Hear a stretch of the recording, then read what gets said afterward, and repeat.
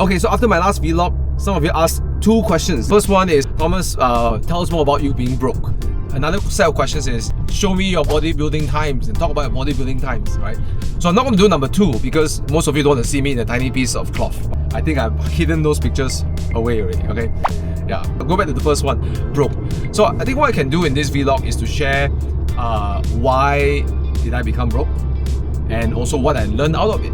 Let's start with the first time I got broke. There's multiple times, right? So the first time I got broke, it was because I quit my job and I went straight to network marketing. Now, network marketing, those of you who don't know, is direct selling. So I sell other people's products through my network, right? And you can build a network as well, right? So it's called network marketing. So I thought that when I quit my job, I was being paid around 4,000 ringgit a month. I was working in a 5-star hotel. I was a junior manager. I was working my way up the career ladder. But I quit my job thinking that I was able to make money, right? I look at the income projection and everything. I was super optimistic. And I even moved out of my current apartment and upgraded myself into a studio. One day I can stay in the studio. I always wanted to stay in the studio, right? When you're 24 years old, you're a bit stupid sometimes, right? Okay, I'm talking about myself. Okay, so I was super optimistic, but in 3 months, I wasn't able to cover my expenses. So I went in debt, right? My credit card was maxed out, right? So that was when I was 3 months down the road.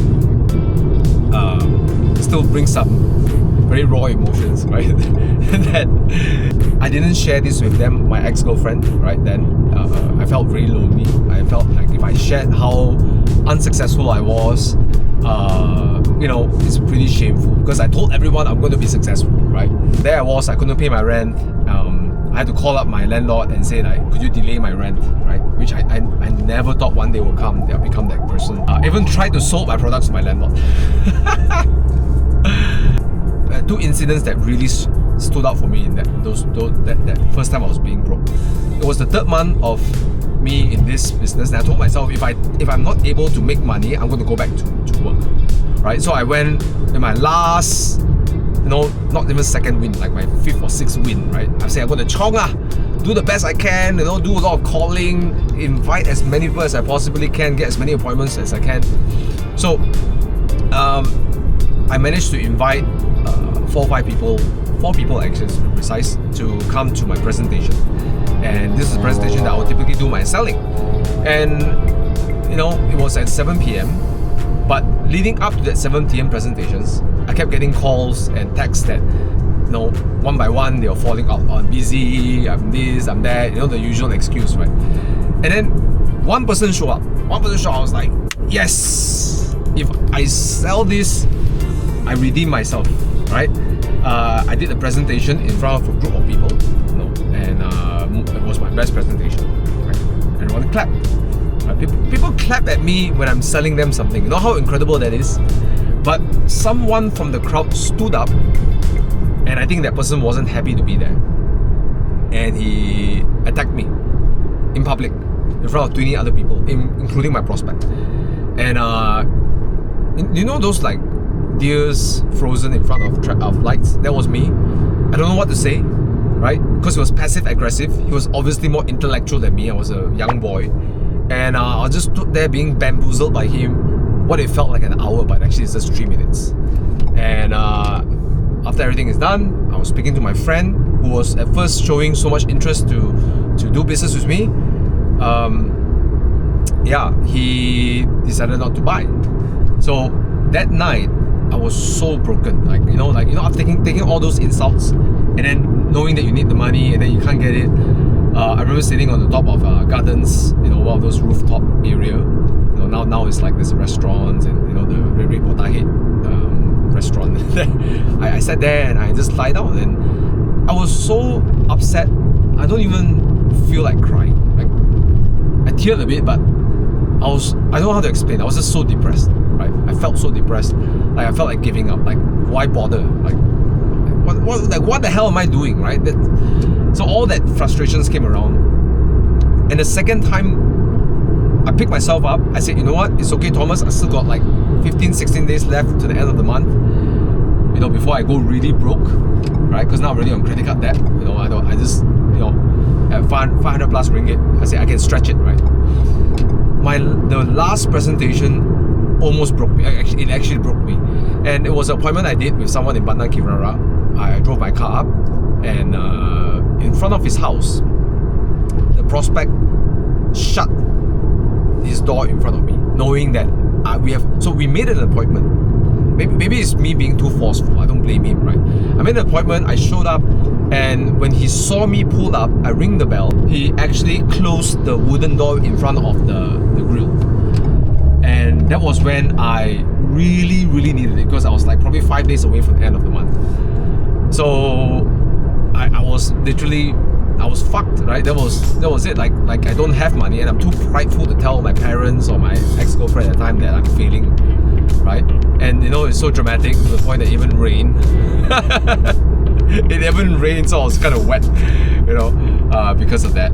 But I was so broken, I wanted to quit. So why am I sharing all this story? Because, you know, this is how I was broke. And the reason I was broke was no fault of the company's products or anything, or because I did sales or anything, but I was just unskilled. I wasn't learning how to do a call properly. I was winging it, right? I was being sloppy, okay? And you know, I didn't have proper training in sales. I thought that sales is just talking, right? Just talk, and just look impressive and say the good things people will buy. But I didn't realize there are a lot of things about trust building, you know, about follow-up, you know, about relationships. So I really had to confront myself and say that, you know what, Thomas, you're not really good at sales, right? So my first lesson, I got broke, and the lesson taught me was I have to upskill myself. And I did. So the 4th month, I gave myself 1 more month extension. I said, Thomas, if you can't figure out this month, that's it, go back to work, right? And that's when I backed some of the top earners in my company, the best salesperson. I submit to reality. I became like an apprentice. I begged them, please teach me. And I was able to learn the right calling methods. I turned it to scripts. I became a full student when it comes to sales and marketing. I just let myself be a student, right? So I learned how to call, I learned to set appointments, I learned how to do the closing, I memorized the scripts, and in my 4th month, that month itself, I made my first 5 figures. Right?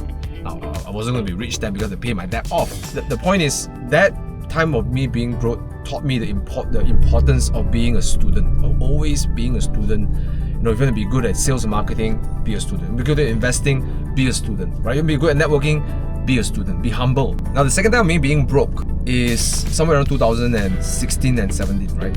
I was really making good money then. I was supposed to start making more than $500,000 a year. However, the problem was I didn't know how to manage my money, right? So I kept buying shit that didn't matter, right? I ended up buying watches that are worth 20,000 ringgit that I don't really like. Why? Just to keep up the Joneses, right? Look, right now I'm wearing a Casio. I love Casios more. Guys, let me know in the comments if you like Casios. I love them, right? Now, I'm so excited when this watch came, you know, versus that 20,000 ringgit watch that I bought, and I lost it, right? So I didn't know how to manage my money well. Okay, I thought having a lot of income is good, but not being able to manage my income was actually my detriment. So I end of the year with less than 20,000 ringgit in my bank account, and I have a tax bill. I believe at the time was probably like 40 or 50,000 ringgit, and my credit card debt was really high. So yeah, I think having the credit card debt wasn't so bad, but the tax bill on top of that was really, really, like, it really hit me hard. So that's when I deployed an advice that I gotten from a business coach named Jivan Sahadevan. I realized that I just had to go back to the fundamentals, right? And his strategy was open 3 bank accounts, right? Having a sitting account where all the money goes in, and then don't spend that money. At the end of the month, take the money and split to 2 other bank accounts. One is called the profit account, which is the one you use to invest. You save money for investment. So it's called profit account because you use it to make money. And then you split. The other one is called the trading account because that's what you use for your lifestyle. You trade for things, right? So in essence, I started this whole. Of course, first of all, I try to pay off all my tax bills and my debt and everything, and then I'm going to start splitting my money, right? So thankfully, I was able to sit down with then my ex-girlfriend. You know, she was really good in finance, and then we said, okay, how do we solve this debt problem? So we use installments, balance transfers, and whatever, you know, and we just split. You know, we just have a financial approach on how to solve this.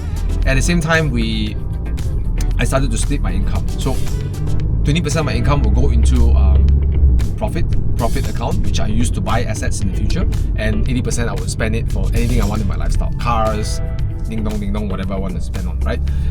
And of course, the first order of business is to put money aside for tax, right? So it goes into my sitting account. I take away 20%, whether I want to use it on tax or not, just keep it aside for taxes. It balance 80%, split 20-80. And I continued that for just 1 year. And in just 1 year itself, I was able to have enough money to afford my first overseas investment, which net me a lot of returns, not just cash flow, but also in capital gains. I was very happy with that investment, right? But also, a couple of real estate deals I was able to do, right? So that changed my life, right? So the second lesson I learned for being broke is that you got to have good money management system, right? And I kept this discipline till today. And without this discipline, I don't think I'm able to enjoy the cars I enjoy today, right? So, of course, I changed the percentage. I've gone down to maybe 40% saving, 60% spending, whatever figure. But the point is, I've formed a discipline for my wealth. Okay, so that's the second time I was that was broke, right? And it taught me that. I think this is quite a long video already. The third time being broke, maybe I'll just share very quickly. It was just a really bad business deal that I've done. And I cling onto a bad business deal that became really, really bad and sour, and a lot of altercations happening. And of course, when the business doesn't succeed, you have to still keep the bills going, right? Keep paying the staff and employees and everyone, and that's where some of the money went. Essentially, it was a very slow and then a very steep ascent. When COVID came, I lost a lot of money because of this business, right? But that goes to teach me a lot of lessons about picking the right partners and being aligned with our goals, and being able to say no, right? Because one of my problems I had was being yes to everything, right? And thinking that I can fix everything, right? If everything goes wrong, not knowing that, a long story short, without dragging this video too long, it has to do with being aware of relationships and people, right? That could be a story for another time, right? So yeah, would I change the fact that I was really up in knees in 100 plus thousand ringgit in debt, or 60 plus thousand ringgit in debt when my income was zero? I wouldn't change any of that. Yeah, I wouldn't change anything. In fact, there's another time I got broke because I was trying to expand my business to India. So I spent all my earnings to keep the business growing. But again, every time that I have been broke or when I have lack of money, it forces me to grow. It forces me to mature, and it forces me to face certain things that I wasn't doing well, right? But it also made me less attached to money, right? For example, when I was expanding to India, one of the scenarios needed me to spend money very often. So everything that I earn, right? Everything that I earn, I spend it all and more, So it made me less attached to money. I wasn't so concerned whether I have money or not. I was more concerned of my goal, which is to have success. So I would trade my money away to learn new skills, trade my money away to pay for bills like flights, entertainment because we do sales, logistics, accommodation, right? I remember some of my months I was making, in the midst of the expansion, I was making probably around 50,000 ringgit a month, and I would spend 60 a month, right? Some people thought I was mad, but yeah. But if I were never broke and never came out of it before, I would freak out. But in those moments, even though I was spending more than I earned, I stopped worrying about that. I just, it was just like, I'm just, what, I can earn the money back. It's alright. If everything goes bad, I'll just go and earn more money, right? I started to trust myself a little bit more. Yeah, so I know it's a lot of story and it's totally unscripted, so I'm sorry if it goes really long. But if anything at all, I hope this encourages you to pursue your dreams, which is why I do these vlogs.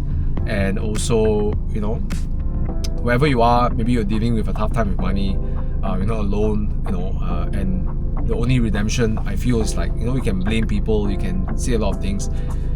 It's a great opportunity to look at ourselves and say, where can I be responsible, right? How can I do better, right? There is something that I'm missing, right? And learn something out of it. Get something out of it, right? Because when you get the lesson, you'll never go back again. And even if you go back, you can get yourself out, right? Okay guys, I hope you enjoyed this content. Let me know in the comments what do you like. Do you wear a Casio like me? Right? Or are you a watch connoisseur? right, or not, right? Yeah, or you have an experience being broke or coming out of it, what lessons you learned. I'd love to hear from it. Probably someone from the comment section later can also learn from you, right? So subscribe to my channel and more content like this in the future. And as always, keep it 100. Send me a message if you want me to answer any of your questions, right? See you everybody. I'm gonna have some coffee. All right, bye bye.